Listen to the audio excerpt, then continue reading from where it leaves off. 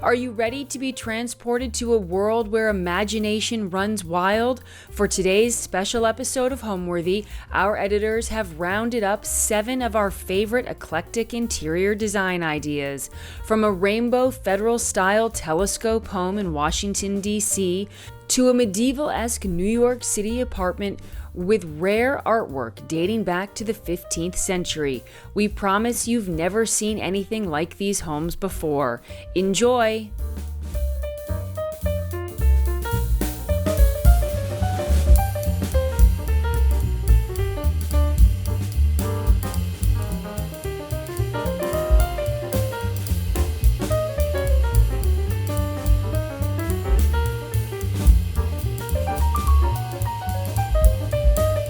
You're watching Homeworthy, where we believe every home has a story. Like and subscribe for more. Hey everybody, Deb Waterman-Johns. Welcome to my Georgetown home. Okay, so I'm Deb Waterman-Johns, and I am co-owner, co-founder of Scout Bags, and we love supporting the modern woman in her crazy, multitasking, multifaceted lifestyle. So we're here to make storage, totage, cooling, all a great thing. So tell me about this home. The oldest part is 1780, I believe. It is called a telescope home because it starts with a federal front and goes to smaller additions as we go back. The further back we go, the older the house gets. So what we have done is preserved the integrity of that federal double parlor, wide hall, high ceiling feel, and modernized it and colorized it in a way that we feel really suits our family. So we're in the front foyer of the house. I decided to go with electric yellow. So yellow is like sunny. It's always sunny. Even on a gray day, you sort of feel like, you know what? There's possibilities in this day because you have that sunny, bright yellow. And yellow goes with everything. People are afraid of yellow, but it's one of the best colors in the rainbow. And I'm standing in front of a piece that I bought many years ago in Milan in my travels for fashion. It's from Fornasetti, but it is supposed to look like a palace when you shut the doors. You can sort of see that it has the facade of a palace. So I thought, okay, who needs to live in a palace? Well, clearly the Queen. I love memorabilia from the royals. And so friends over the years have given me tins. I've collected tins wherever I go. I have books, I have pillows, I love crowns. Who doesn't? I never did my debutante ball, so I never got to wear that tiara. So I'm loving the crown idea. But you can see how all of these collectibles just create the palace in its authenticity. And at Christmas, we turn this into a Santa Fest. It's all of my vintage Santas that live in the palace. Who are these dolls behind you? Okay, that is really, really crazy. This was something we did a Christmas house tour for St. Albans School, and that was literally 22 years ago. And we decorated a tree with these baby faces. And they are doll faces that get sewn onto cloth bodies, and we just put the little fringe around them. So they've lived in that frame for 22 years. I can't bear to take them down. They're just too fabulous. I just can't do it. Okay, so I grew up with people getting their kids silhouettes done, and it used to be black paper on a white ground. So I would say about 15 years ago, an artist in New York started doing these painted silhouettes of kids. And this is Tucker, the movie buff, Gussie, the jock, Bo, the goalie, and Gibson, the tennis freak. And we did this just because we thought, you know what, capturing your kids in moments of time in their development is really fun. So I love this, the colors, the look, and it tells me something about them. I am going to show you my birthday present from Ben, which is so amazing. It's Ashley Longshore. She's the most incredible artist from New Orleans. She paints mostly women that are iconic. Our kids loved The Wizard of Oz growing up. Like Dorothy is like, and there's something about this time frame that we're in where somewhere over the rainbow offers hope and possibilities. So Dorothy had new meaning. So here she is with her Chanel bag and her LV dress and her sparkly shoes. Cannot resist, and of course she has her dog with her. Toto balloon style. So we love it. So we're about ready to go into the living room, which we recently redid because some of the furnishings that we had with the kids growing up were a little bit needing a facelift. So come on in and take a look at the living room. And the living room is painted in a vibrant green, one of my other favorite colors. I don't wear a lot of these colors, but I like to decorate with them. And this green, again, has a lot of life, and it just really accepts other color mixes. But more than that, this became the gallery that we created of kid art. We had 4 kids in 6 years, and the artwork would come home in piles. Some of it was like sensational. I mean, really fabulous. And over time, the sun has done its little patina effect on the artwork, but I just love the fact that I had 4 artists in my home, and why not frame them beautifully and use them as my gallery wall in my living room. So Allison, this piece is what I'd like to call a modern heirloom. So this is a piece that was this nasty sort of like gray-green. I had a friend of mine strip it, lacquer black, and then another artist went in and with gold script did the important dates in our family. So birth dates, wedding dates, things like that. And it's really kind of fun because it was a piece that was unremarkable, but when we added all this crazy fun to it, my leopard collection, these are China pieces from when Richard Nixon went to visit China and played ping pong. Not that I'm a Nixon person, but these are hilarious collectibles. And it's just a place where I can keep more of my collection.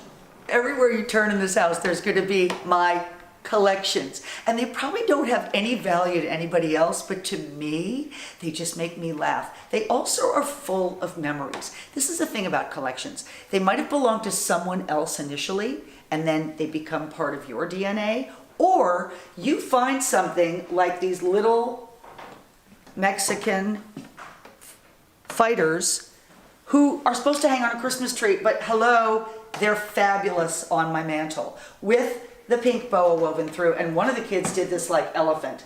I don't know if it might have been Gib, with like jewels all over it. And then I have my gnomes, which of course are fabulous. And then my religious candles, which by the way, I'm not terribly religious as much as I'm spiritual, but I do think religious iconography is beautiful, and I think that it deserves to be melded into the world of design. Okay, so this is my other Ashley Longshore. This is the first piece that I purchased, and I love Ruth Bader Ginsburg. She actually was a Cornellian like me. So, and one of my great friends' mother was her roommate at Cornell, so pretty fabulous. So when Ashley Longshore's Instagram came up and Ruth was there, and I said, wait a minute, she has a Vogue t-shirt on. I have to own this Ruth. She's sensational through and through. So she sits with all of my blue and green home books. I love coffee table books. I like any imagery that is inspirational, and I love stacking it by color and mixing different titles. So it's just, again, elevates the art. So Allison, I'm going to take you from the living room, which was one of the double parlors, into the second half of the double parlor situation, which is the dining room. Okay, so this room, we said, all right, what other color in the rainbow have we not touched on in this house? And it was periwinkle blue. I love a blue sky. It feels like you're going from the sun in the front foyer to the sky. This room just feels, again, buoyant and refreshed. So I designed this house to really feel like a backdrop to collections. I am an avid collector of things that maybe are really absurd to other people, but I believe that if you take 3 of something, it's a collection. Anything, high or low. I'm a huge advocate for decorating with flea to fabulous. Like, I love mixing all the sort of flavors of where you've traveled, where your family is from, and just what you find that makes you happy. So we just said, you know what, let's go with color, let's go with scale, and really make it fun. So when someone comes into a room, they're not gonna run out of things to look at. Okay, so I don't even know where to start. What do we look at first? I think we look at this. Okay, so Allison, this was in a small grocery store somewhere, I believe, in Pennsylvania. And this houses, anything that I think is sparkly and shiny and fun. So it has earrings, it has little plastic deer, it has my cake plate collection, which I've collected for many, many years. At the end of the day, this is really just a place where it's a catch-all for fun stuff that has no business being together, but somehow it works. This chick you have to see. You know, this is my Santos, and she is honestly the grande dame of this space. You know, she has little ones living underneath her skirt. She has her giant beaded cross coming down. She has her stars and her heart and her crown, of course. And above her is our chandelier, where you have more of a little plaster angels floating above. So I also think that Christmas ornaments, the really old ones, are one of the most beautiful things because they have aged and the color changes, and that patina is something you can't reproduce. So age, as much as it can be challenging, actually adds color that is very difficult to replicate. This is our little wall of our dog world. We are huge dog lovers. We hate losing dogs, but always are excited about getting another little guy that needs a home. I found an artist in Paris many years ago that was able to paint oils of our dogs, and we just feel like this could be our wonderful tribute wall to the dog. So we'll just keep adding to it, and we'll just keep hope that our family of dogs continues on for many years. I'm an art addict, so that would be, you know, my come to Jesus for the moment. The piece behind me hung above my desk, and it wasn't until I brought it home. It's a work by Lee Mulliken, and I'm standing here with it in the entry looking at it, and I realized one day, oh my God, it is nothing but penises. And I had no idea. It never dawned on me looking at it in my office. We're gonna head into the living room, which is a room that has evolved sort of very organically over the last, well, I've been in this apartment now for 20 years, which is frightening to imagine and believe, but it's very eclectic. So one of the first things after I bought the apartment was focused on the fireplace. And it took me to London and to John Hobbs, and he had this wonderful late 18th century Italian fireplace that was, as you can see, the perfect size. This was the first step to decorating this apartment. The collections of things in this room have really just sort of, you know, happened over a period of, you know, many years, acquiring things. And, you know, as you do that, you start moving things around. You can see here, I have these two black lacquer tables. One is Dutch, one is French. You could flip them around. For me, the idea of marriages of chairs, and not, it doesn't have to be a pair of chairs. I love combining things. It's very much for me like a cocktail party, and I wouldn't have a cocktail party with just a room full of bankers or lawyers, but it's so nice to mix things up and get a lot of different cultures that are speaking, you know, in the room. I have to point out one of my favorite things here is this William Kentridge bronze. It's the Nose, which is from the Nose, the opera that he did at the Metropolitan Opera. But I was at Art Basel in Miami. You know, Danny said one thing to me. He said, don't go to Miami and come home with a piece of art. And I came home with something small, but it was a piece of art. If in the event of fire, if there was ever a fire living in this apartment and I was told I could only walk out the door with, well, maybe not just one thing, but a pair, would have to be the crocodile consoles.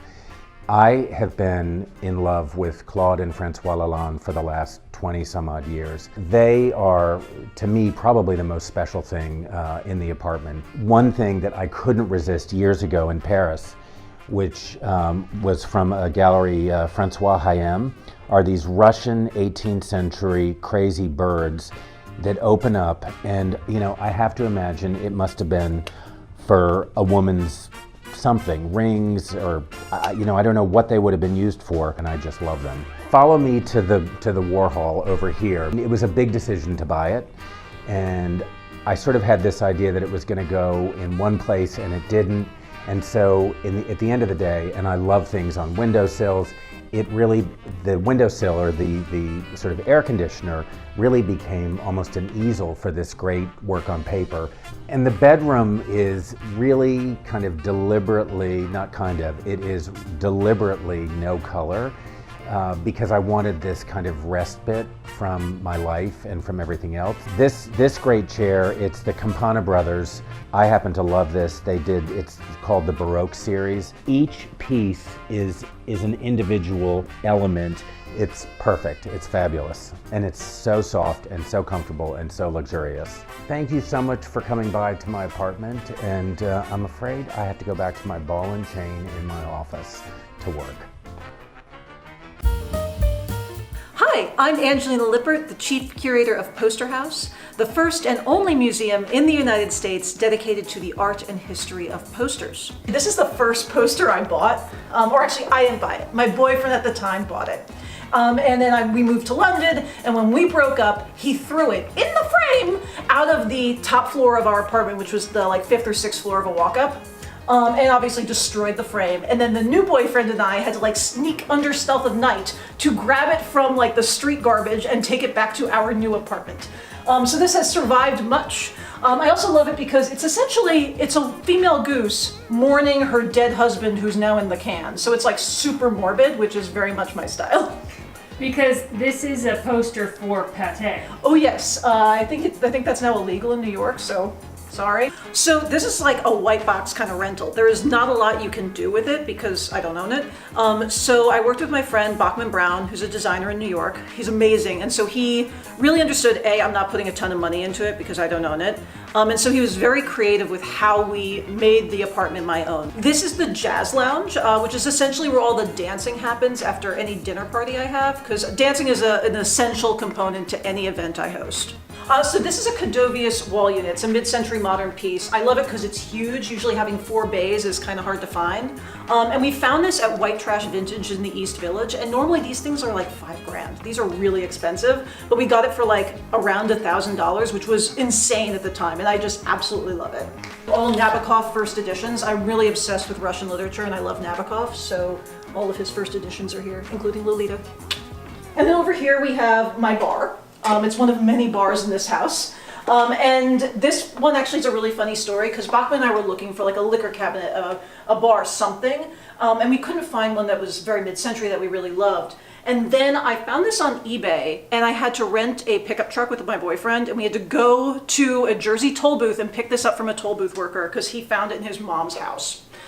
So I love it. And it even has the original lights fixtures still lights up. It's like the light bulb from the 50s. So this is a little reading area I have. I take my coffee here in the morning sometimes on the weekends. This is Bubba, the rubber tree. All the plants have names. I don't have children, I don't have pets, so I'm a plant mom. And then over here is a Congolese chair that my dad's father brought back from the Congo in the 30s. It was always in the house and it looks terribly uncomfortable, but it is the most comfortable chair for my back. Well, so as I mentioned before, I'm the chief curator of a poster museum in New York. And so this is my wall or cloud, if you will, of vintage posters. They range from the 1890s through the 40s. So this one in particular I love. It's by Leonardo Cappiello. He's known as the father of modern advertising. He changed the way public-facing advertising functioned in the world.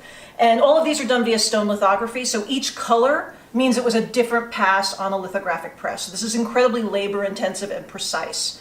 And I love this. It's advertising cookies. This one is for a railroad restaurant that had a buffet in Basel, Switzerland, and it looks just like my dad, so that's why we got it. This one is for sparkling wine. This one and this one for Ricards. That's for the German equivalent of the Four Seasons Grill. And then over here is a war era poster reminding you not to waste food, which is, again, essential component to all my dinner parties. In terms of pricing, how can a poster range? Oh, posters have a huge price range. Some I've gotten here for a couple $100. Some, which I don't have here, are $1 million. It really depends. So this is the office. And this room just has a bunch of fun random stuff. For example, this is a mini version of a Ghanaian fantasy coffin. I worked on a show on Ghanaian movie poster painting last year, and so I got really into various forms of Ghanaian art. And one of them is if you live on the coast, there's a tradition of creating fantasy coffins that essentially represent something about you when you were alive. So if you were a painter, you would get buried in a giant paintbrush. And then I was in Nashville, and I saw this, and I was like, wait, Pa Joe. Pa Joe is the most famous Ghanaian fantasy coffin maker. And I was like, he did minis? So I got this like mini, it like opens up. It's a mini cigarette coffin. And I don't smoke, but obviously like smoking was such a part of being at Smith College as like an aesthetic that it brings me back. This piece belonged to my dad's best friend. I have no idea what's happening, but it was in our basement for so long when I was a kid that when I moved out, I was like, I really want to take this with me. What is it? I have no idea. No idea. Absolutely no idea. I've tried to like find a narrative, and it's not like a comic book. Like there's no linear progression. I've tried to like tic-tac-toe it or something. It does not. I want to know what this is. If somebody knows what this is, please tell me. This desk, Bachman Brown found it for me. Somewhere he found it. And what's really cool about it, I love a huge desk. But it used to be a psychoanalyst's desk because there's this drawer over here that now like holds all my stamps and stuff. But this is where you would put the tape recorder if you were recording your sessions with your client. So I'm like, great, I'm just gonna like record everyone when they come in now. I have RuPaul, the money tree, I've got my snake plant, I have Figaro, the fig tree that's not doing so hot. But this is my pride and joy. This is Griselda. She's a very rare cactus. Don't ask me what kind of cactus. But she's named Griselda after the glamour cat in Cats, the musical. Now, is she supposed to have fur growing on? Yeah. She's a furry cactus. She's supposed to have fur. She's got some new shoots right now, which is very exciting. This is like the time of year that she gets all excited. But she always looks like she's about to die. The first time I came home and found her completely fallen over, I was like, ah! But apparently that's what she does. This is known as the bad girl room, and that's because everything in here is pretty sexual. It's also the TV room, technically. So I've got a lot of posters here for essentially softcore porn. Showgirls and like that Beat Generation, like Live Fast, Die Young. I also have over behind me, these are two photographs. They are some of the earliest known posed photographs of prostitutes. They were taken in Reading, Pennsylvania. So this is Live Fast, Die Young. I got it because I have the commercial advertising the film on vinyl. So when I saw the poster, I was like, well, clearly I need the poster too. Then Snow Bunnies is amazing. Like she's fallen in the snow while skiing, topless. Because of course that would happen. And I got it because my nickname is Bunny, so anything bunny related I tend to gravitate toward. This is just a very sassy showgirl I got when I worked at my last job. I was downtown, I walked by Chisholm Larson Gallery, and I've known them for 16 years. And I was like, oh my god, a mermaid sex film. I must buy this. So I love this, and I just love the camp of it, like the fact that there's like a trident for the E, or the like, if you can stand that fishy smell, you'll love the mermaid. And then Nude on the Moon, again, just like a really classic, like nudist film.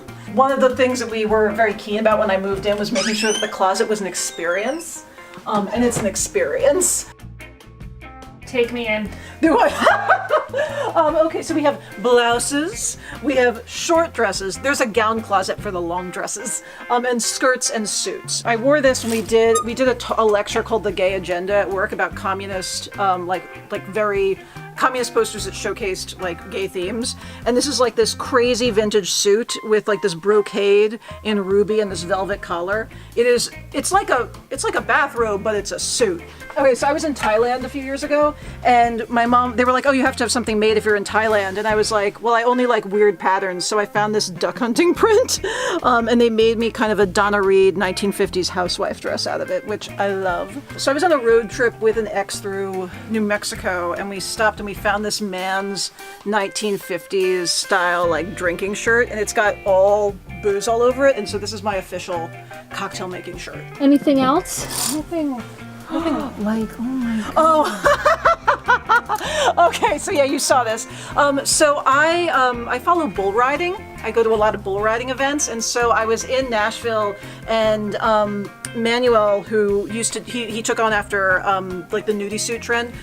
So he made me this custom jacket for bull riding. So it's got the cactus flower, it's got the bull on the back. or rather the steer head, and then there's like a spur with my initials on it, and a horseshoe. So if you go to bull riding, you will see me wearing this. Now we're going into my bedroom. So this is actually one of my favorite posters. It is for the French release of a German public health film on the dangers of syphilis, which I think is very important to remind people when they come into my bedroom. So I love her. So now we're in my bedroom. This is one of my favorite pieces. This is a statue by Leonardo Cappiello. That's the guy who did that cookies poster we talked about earlier.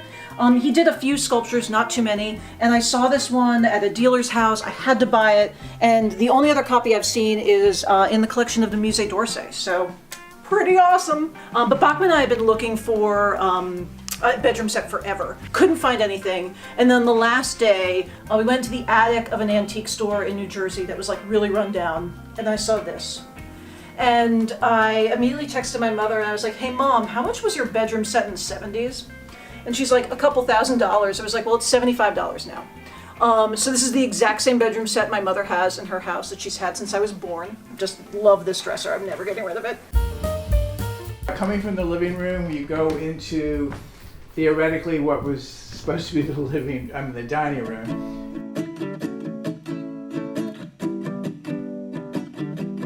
Originally, when the house was built, there's sort of a bump up right here. That was actually the wall, and then I believe the second owners, which would be probably 1960, they bumped this out. So this area here used to be the front porch, so now there's no front porch. But you do have this little room. So this is my desk, which is super cleaned off right now because it normally never looks like this, ever. I did it just for you guys.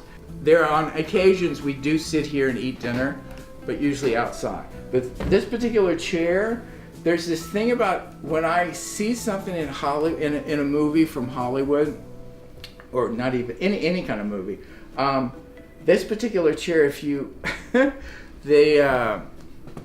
Doris Day, David Niven movie, Please Don't Eat the Daisies, the actress that was in the New York apartment, she had these chairs, not this particular chair, but she had these chairs in the movie, which when I can see something that I see in a movie and I'm like, oh, I remember that chair. And then I was lucky enough to get 4 of these. You guys, I want to show you this corner here. This is pretty common for a house built in the 20s. It's a little mail slot, and so of course, the mail comes in here and it piles up here, and we keep ignoring it, and we keep it, bills and bills and bills pile up. The arch is very typical of a Spanish colonial niche, and of course I painted it blue, and this statue came from my parents' property many years ago. And this sculpture is a Doug Meyer sculpture, which I love. This is my doll head collection. It started as, the very first one was found at the bottom of a forest in Virginia. And I think he's about right there. So from that moment, I started collecting doll heads. And I guess it was about 40 years ago. And then it just sort of proceeded into this collection, and I have a little bit left here of space to fill in, but a lot of it is friends have given me doll heads as well, and I have this thing where I never take the doll head off the body. It's you gotta find the doll head in itself. You guys, let me take you into the guest room. I wanted to point out this wall hanging, which is a resin with a gold plate on it, and I'm pretty sure it came from some movie like Cleopatra or Ben-Hur or one of those, which again, I think it's possibly something from a prop house a long time ago, which I was lucky enough to find at an antique store over in Pasadena. This ukulele is, it was Greg's great uncle, or not great uncle, but Greg's one and only uncle, who died on a ship in Hawaii, giving Hawaiian tours. And he played the ukulele, so this is his ukulele, which is very sentimental to Greg. You guys, let me show you the kitchen.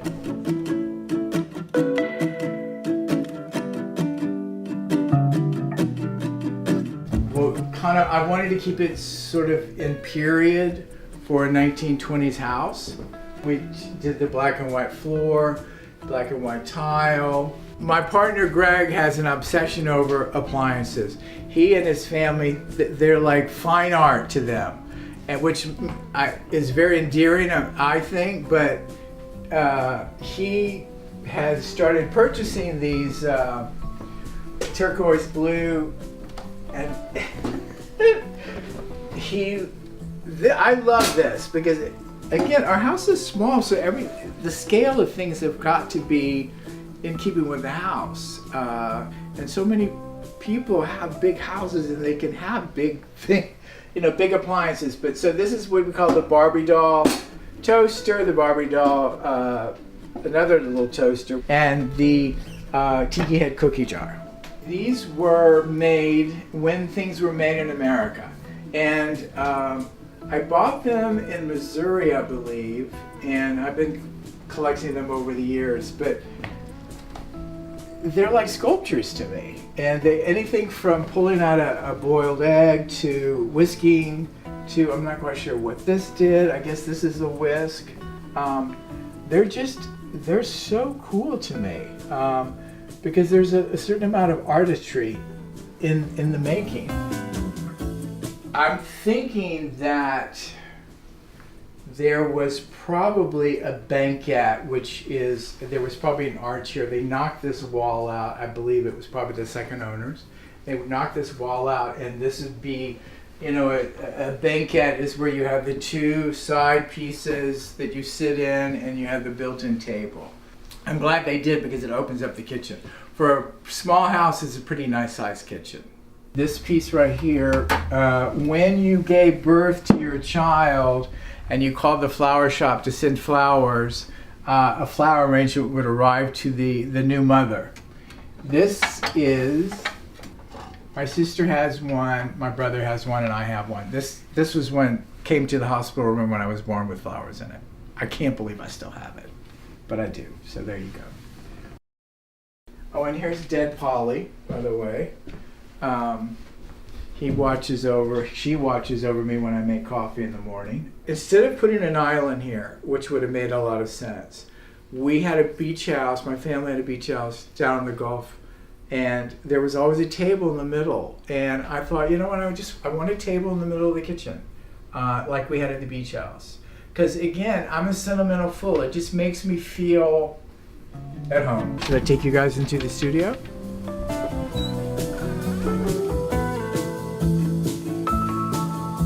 This is where all the magic happens. I do my photographs here, as well as my paintings, as well as my sculptures. Anyway, this is a mini cast of characters up here, not to mention the doll collection. How it ever got started, I'll never know, but not only were the doll heads, there were also the dolls. Now, when my family was out and we called it the barn raising party, where it was 6 adults and 4 teenagers building this. I wanted to sort of plan it out to where I knew that I had a top shelf to store everything, and then I made the garland out of the appendages of the dolls. Again, many of these are done. I used them in some videos and some films. So, and regarding the paintings, I started, I guess during the pandemic, I started painting again, and I had not painted in 20 years probably. I was a fine arts major in college. I have 2 degrees, a Bachelor of Fine Arts and a Master's of Fine Arts. And my father would always say he's an educated idiot. So again, when you're an artist, you're sort of limited to all the things that you can do, work-wise, to make a living, that's what I mean. So anyway, so I had a show, last show I had in the way of paintings was about 20 years ago. The other ones, I think I had the last show was about 4 years ago. So I'm due for another one. So in here, is the, I don't know if anybody has ever, on my Instagram account and also, mostly the Instagram account, there's videos. So I do stills of the interior of the dollhouse or videos using the dollhouse. So you have this confusion of scale. Am I looking at a real interior of a real house, or am I looking at a miniature? That's my favorite thing to do, is to fool the eye or at least question the eye. This is my office space. Back here is my desk, looking out on Hell's Kitchen. As you can see, this is set for an intimate luncheon at the office. I call them Salonette luncheons, and I started them last year. It's sort of like to have people over, friends over, clients over. And as you can tell, this is sort of like an extension of my home. Look at this crazy thing. This is a glass cloche, like an Art Nouveau glass cloche. And in it is this little sea monkey family. Why do you have these? Because I saw them and they just sat by me. I collect Farrah Fawcett memorabilia, believe it or not. Most of those things are at my house. But here is a pretty rare 1973 bean bag that I hunted down like somewhere online, and here it is. As we're in the magic shop, of course there's a magic lamp. This light was made by my friend Jason Witcher. He takes inexpensive aluminum construction lights and then covers the inside with these crystals, and then he makes the cord cover to match out of zip ties. These two guys are sconces, believe it or not. They're little stingrays, and they were made in the 70s. This is my collection of Bliss flower lamps. They were made in the 80s in England, and I'm trying to hunt down every single one I can. What I think is really important about all this is, like, you always need humor and you always need something to smile about. So if you had 3 of these in your house, that would be enough to make people laugh. I collect Arthur Court pieces. They're mainly from the late 70s. And this is a walrus ice bucket. I don't think you need to be a genius to figure out that I love animals. But here is a rhino table that used to be a carousel animal. Here is an ostrich table. There's a cockroach on the wall that's made out of wire. There is an elephant. There is a squirrel, there's an owl, I mean, on and on and on. I think they're all here. One of the things I love too are mushrooms. Don't ask me why, but I think I'm coming back in another life as a snail living in a forest of mushrooms. I wouldn't necessarily decorate clients' houses like this, but I need all this stuff to be happy because they're all my friends. My guests are about to arrive, so thanks for stopping by and see you again soon. I have a vintage home furnishing store on 14th Street in DC called Miss Pixie's, and everything is bought at auction, and so I get to see a lot of really great things that sometimes come here first. One of my favorite things that I've had for a very, very long time is this Buddha, and it's a big old cracked, little mildewy Buddha that I got from Jerry the Junkman when I had my store originally. I paid $40 for it. My style is very eclectic. I love the Hollywood Regency style. I love the formality of that, but I like to mix in bright colors, bold colors, and a little bit of everything. I love mid-century. I've got some pieces that are from the 1800s. I've got some pieces that are from West Elm, so everything in between. What's your guilty pleasure when it comes to decorating? Oh, my guilty pleasure. Artwork. I can't stop myself, and I've run out of space. I have a closet full of artwork that needs to go up. This is my living room. I'd like it to be very comfortable. Inside that big cabinet there is a television that I don't like to, I love to watch, but I don't like people to see a television in a home. These are really fun chairs that I unfortunately found in New Orleans for $400 for the pair, but they cost me about $900 to get them here. And since then the cats have scratched them, the sun has faded them, but they're just super comfortable and I really like them. The piece that's right behind you of this little stacked pears, I actually bought at the Louisiana Prison Rodeo. So it's artwork from a prisoner. What's your mantra when it comes to decorating? Surround yourself with things you love. And if it's functional, that's a lot better. So this is my tchotchke cabinet. This is where I get to keep all the little tiny things. A lot of them are gifts. Like I have a friend who makes these, and she said, "Who are you calling Cupcake?" And it's a really mean little cupcake. This bus that I bought in New Orleans, totally because of the tag, which says Perp Bus. I like to tell myself that I'm a minimalist, and that's completely not true, but this makes me feel like if it's all in one place, then it's just not that bad. So, this is a shopping bag, maybe from Bloomie's, but I had my framer frame it because it's like my favorite shopping bag. Look at all that effort for a shopping bag. And this is my guest room. I love textiles, so I have fun pillows. I just love an old doctor's scale, and it's a little more exciting than just a square little scale on the floor if you need one. This is a piece that I've had forever, and I like to just imagine that that's my other apartment, or that's a place where I live that has gigantic ceilings like that. This is scroll work, and I find it very grandmage and delightful, and a lot of this was put out in the 70s. You could buy a kit and do the stitches yourself. We're in my master bedroom, and it's known for two things: my collection of nude artwork that's on the wall. We have naked ladies all over the place and one naked man. And I also have a big collection of seashells. And to be honest, I have not picked these off the beach, but I bought almost everything at auction. But I'd like to have them around as a reminder of the sea. I love the beach. Well, thank you for coming by and taking a look at my apartment today. And I have to go. I have to get back to the shop. Hi, I'm Andre Serrano, and welcome to my home.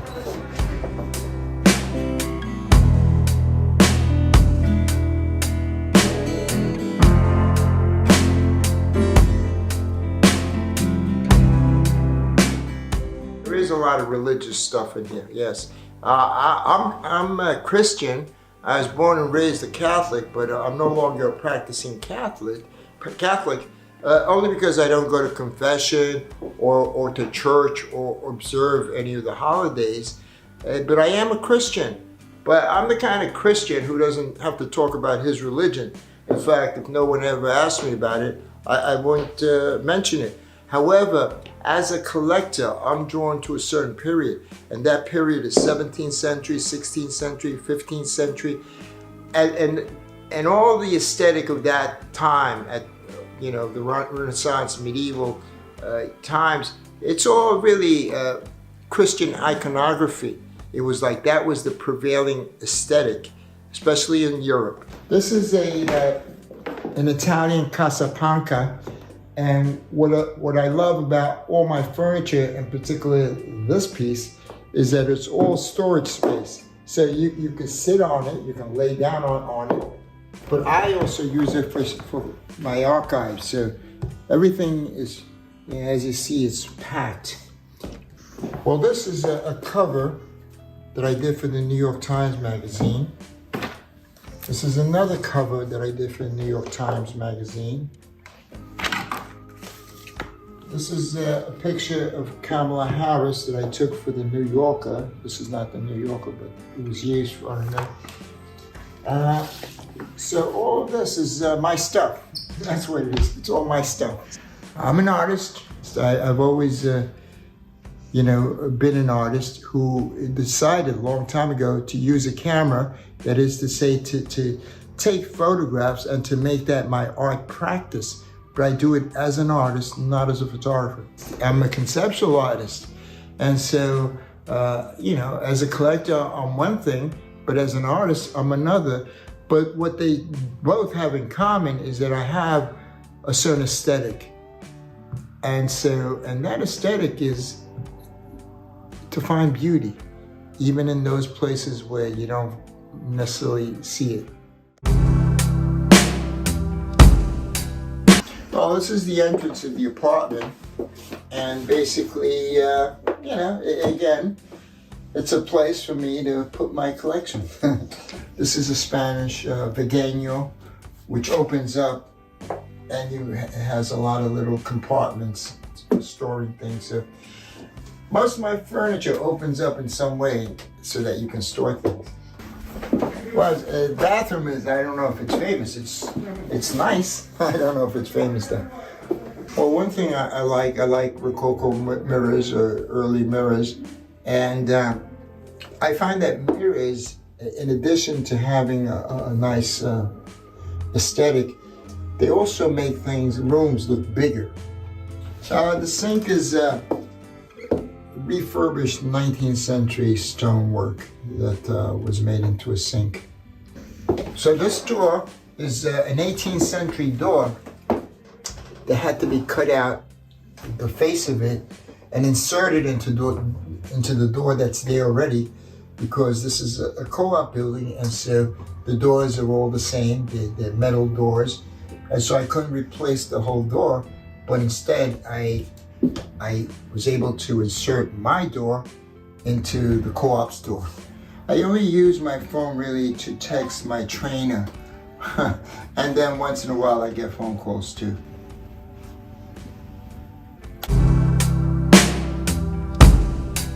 And this is our dining table where we dine, and usually Irina and I dine here, or sometimes we dine in the garden. But the great thing about this table is that right now it could seat 6-7 people. But you can also open up this table, and so you can accommodate 15 people.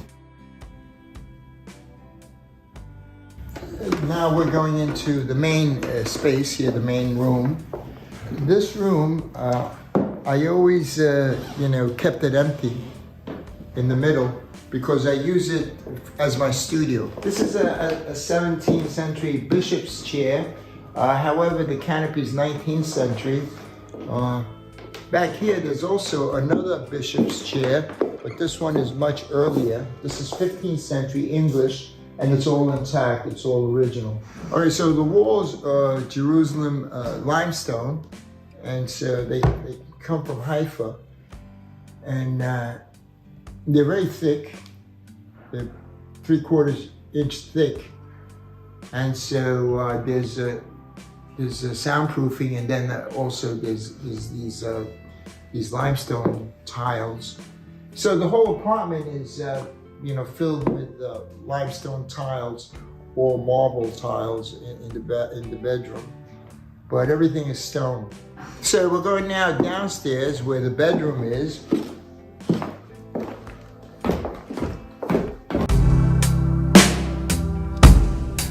This area is just an area where I have benches where you can sit down. Again, they're filled with things, materials. This piece is very practical, because it's only 19th century, but it's very practical because it has a lot of storage spaces and compartments. And we have here, one of my closets is here. This closet, first of all, I had a closet here, but it was kind of a small closet. And what happened was I found these doors in England. The 19th century came from a church, but in order to install these doors, I had to get rid of part of the ceiling. I mean, this is one of my closets, but I have another closet. So this is the bedroom, and it has a big, beautiful Renaissance bed, 17th century. Yeah, Irina and I had been together for about 10 years, and then we decided to get married. And we had just gotten married, and then I saw this bed in a catalog, Christie's catalog in London. And so I felt like I had to get this bed as our marriage bed. And so I made sure that I got it. It went for a lot more than the estimate, but I felt like this is our marriage bed, so I gotta have it. Right here, there's a garden. And so right now there's some construction being done upstairs, and so the furniture is covered up in plastic, but we used the outdoors, especially during COVID last year. Irina and I had many meals. Most of our lunches were outside because she's an amazing cook. and so we use the garden a lot. The staircase was replaced. It was a pretty much, it was the 1970s type staircase here. And I had my contractor build me a staircase using old timber, old lumber. And so we, oak. And so he made the staircase. This mirror came from Quai Voltaire in Paris. But a lot of things I bought in Europe and then had them shipped. And sometimes I've been to a place and I feel like, I didn't really come here for this exhibition. I did, but the exhibition is gone. My memory of it is in the past. But instead, if I could bring something from that place, then I feel like, this is the reason I went to Paris. Or this was the reason I had to go to Belgium for this thing. Otherwise, I would never have gotten this thing. Thanks for watching. For more Homeworthy content, be sure to like and subscribe.